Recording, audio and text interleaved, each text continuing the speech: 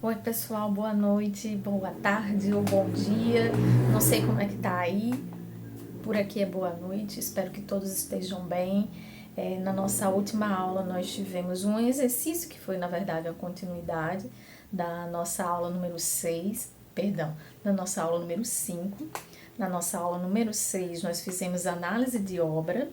Vocês assistiram aquele videozinho lá no Instagram do Fábio Nosferatus, onde ele, junto com um coletivo de artistas, produziu um trabalho voltado para reciclagem num espaço específico de Santa Rita, que é a Associação dos Trabalhadores de Reciclável. E aí vocês puderam fazer o questionário, responder o questionário, e agora a gente vai aprofundar um pouco em um outro conteúdo, um novo conteúdo, mas que faz parte da nossa linguagem das artes visuais, certo? A gente vai começar a estudar os elementos da linguagem visual, que são elementos técnicos, que são elementos que fazem parte do processo da formação, da produção artística visual, tá? E aí, quando a gente pensa em elementos da linguagem visual, a gente está falando de coisas muito simples também, coisas que estão no nosso cotidiano, que estão no nosso dia a dia e que foram estudadas, esquematizadas de uma forma para que a gente compreenda melhor como é que elas funcionam, como é que elas se comportam e como é que esses artistas fazem uso desses elementos para produzir suas obras, tá bem? Então, a gente vai começar estudando cor, né? E quando falo cor, vocês já associam a cor que vocês gostem, uma cor que seja interessante, uma cor que transmita um determinado momento de emoção, energia, né? E quando a gente está falando de cor, e especificamente aqui na aula de artes visuais, a gente vai trabalhar com cor-pigmento, tá?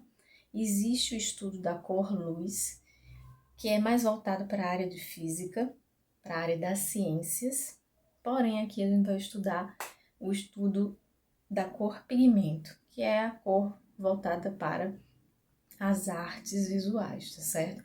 A cor utilizada para pintar, para desenhar, para colorir, certo? Então, quando a gente fala de cor, a gente precisa lembrar que nós temos 3 cores básicas, tá? Porque eu digo que elas são básicas, a partir delas a gente vai produzir todas as outras cores, certo? Então a gente tem as cores que são chamadas de cores primárias. E quais são elas, né? Nós temos o azul, nós temos o amarelo e nós temos o vermelho, certo? Azul, amarelo, vermelho. A partir dessas 3 cores, só dessas eu posso produzir toda e qualquer outra cor. Quem trabalha com gráfica, quem trabalha com impressão, quem trabalha com xerox, com toda certeza já teve a oportunidade de trocar a tinta de uma impressora.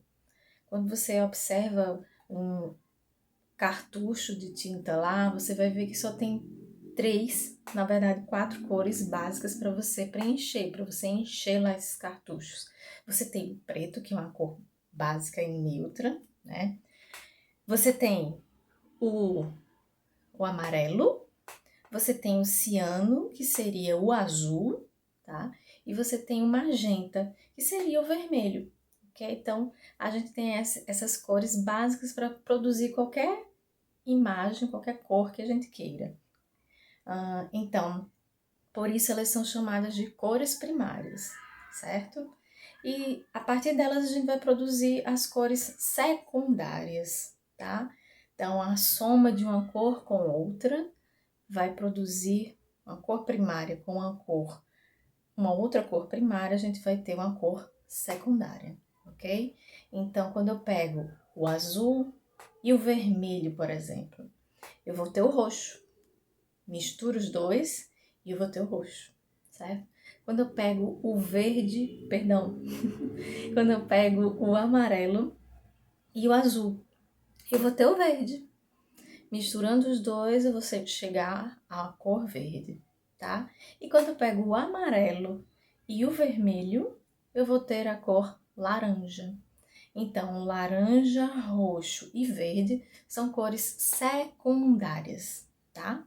Então, aí nós temos basicamente 6 cores já conhecidas: o azul, o vermelho, o amarelo, que são as primárias, e aí nós vamos ter o laranja, o roxo e o verde, as cores secundárias. Essas secundárias, essas 3 cores secundárias, formadas a partir de cores primárias, a soma dessas cores. Quando eu falo da soma, eu estou falando de você pegar uma quantidade igual ao azul, de azul, igual ao de vermelho e temos o roxo. Se eu coloco um pouquinho mais de azul ou um pouquinho mais de vermelho nessa mistura, eu vou ter um tom de roxo mais claro ou mais escuro, ok? Mais arroxeado, mais avermelhado, um roxo mais avermelhado, tá? E isso também vai acontecer com as outras cores, com a mistura das outras cores para a junção das 3 outras cores secundárias, ok? Então vamos revisar aqui, vamos reforçar. Eu tenho as cores primárias, por que elas recebem esse nome? Porque a partir delas eu posso produzir toda a gama de outras cores, tá? Então, quais são elas? O azul, o amarelo e o vermelho. E eu tenho as cores secundárias, tá? Que são produzidas a partir das cores primárias. Então, o que são cores secundárias? São aquelas cores que são produzidas a partir da soma de uma cor primária com mais uma outra cor primária, certo? Então, quais são elas?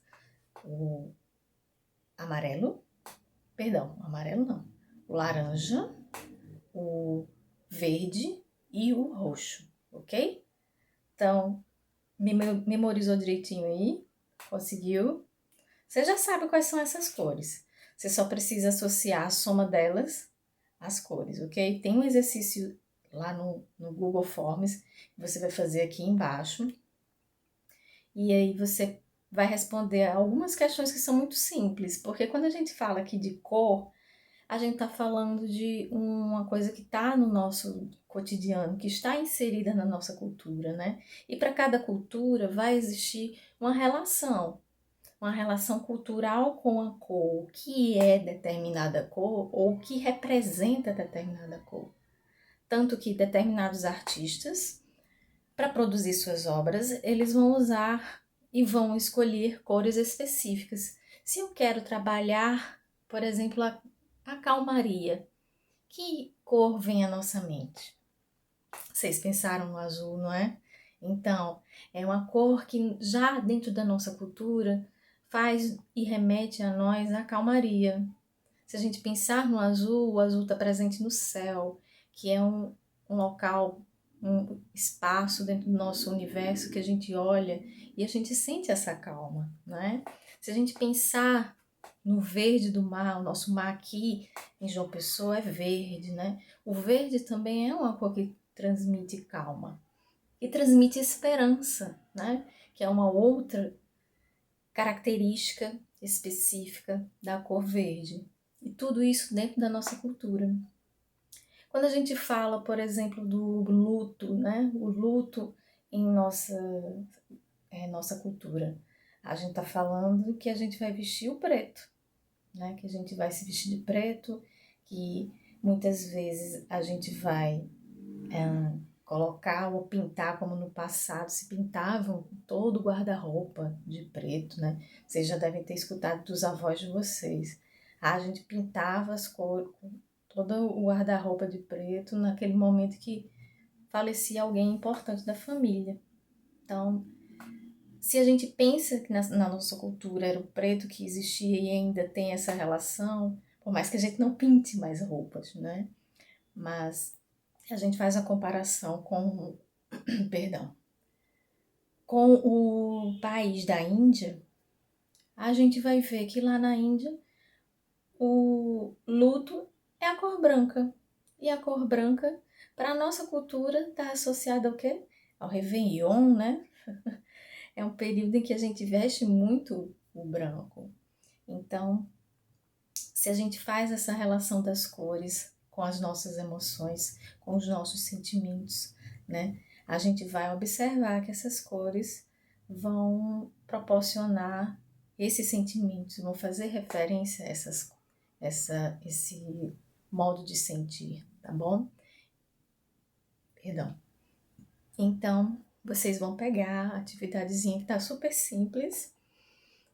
Vai ter uma relação lá da cor primária com a cor secundária. Vai ter a soma da cor primária X com a cor secundária. Você vai lembrar. Caso você tenha dúvida, você volta o vídeo onde eu falei e você responde, tá bem?